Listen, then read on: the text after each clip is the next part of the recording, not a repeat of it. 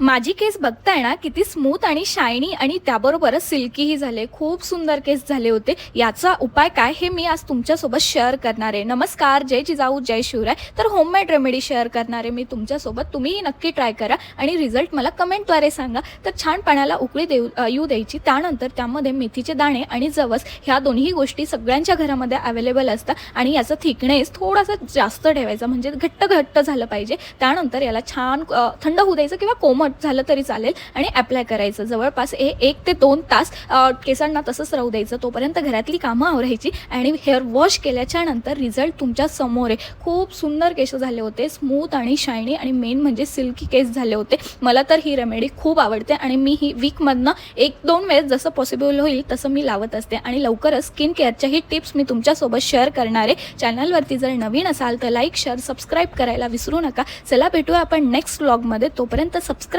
करा. चला बाय.